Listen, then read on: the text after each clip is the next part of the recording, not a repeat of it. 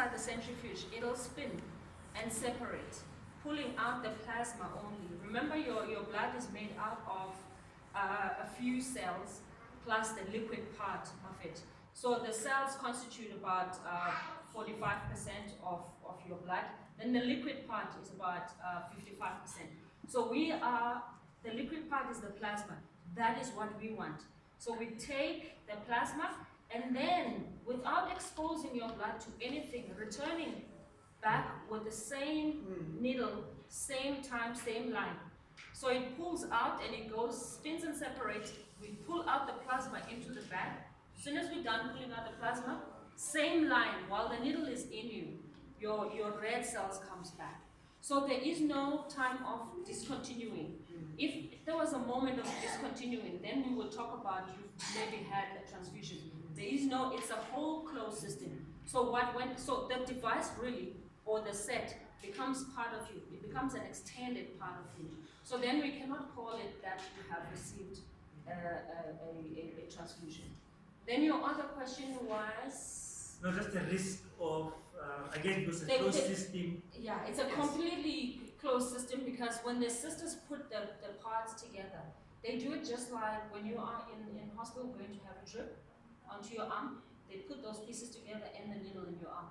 So they do it aseptically, which means in avoidance of all infections and bacteria.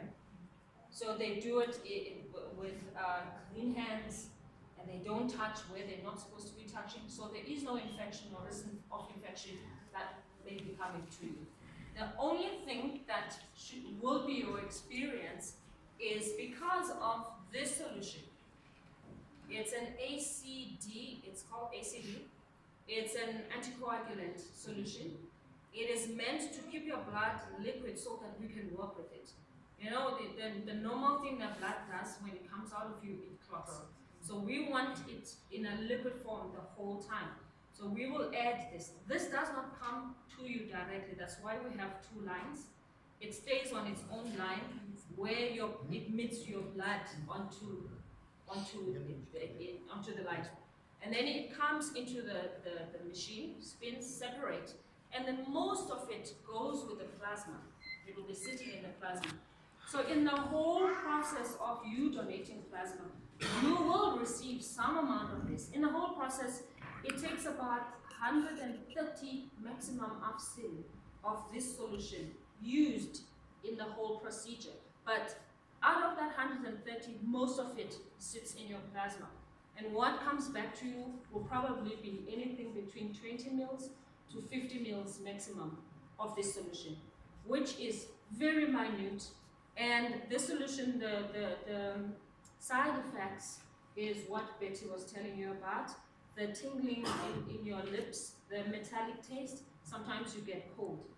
And under these circumstances, it will not get worse than that because of the minute volume of this solution that you get. So you will get a bit cold depending from person to person, and you will feel the tingling. And in all the centers, they will have the calcium, because what it does, once it gets into your body, even with the blood, it binds with the calcium. So once it binds with the calcium, that's when then it will give you such tingles.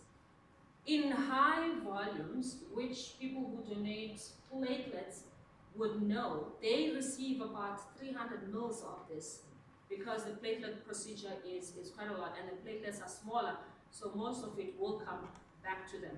So in their bodies, they end up with something about 200 mils of this solution. So the body will be able to get rid of it within 6 hours of donation. So in this procedure, you get a very, very minute volumes of it. So when we think of the severe reactions, they are almost never going to happen.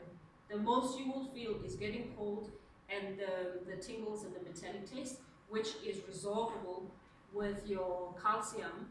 And they give you sandwiches in the centers as well with cheese. I'm not setting you up. So the cheese also, helps. And as you're drinking, and then the calcium will sort of reverse those, it's calcivita, they pumped into the water, and you drink it as your juice while you're sitting there. So it's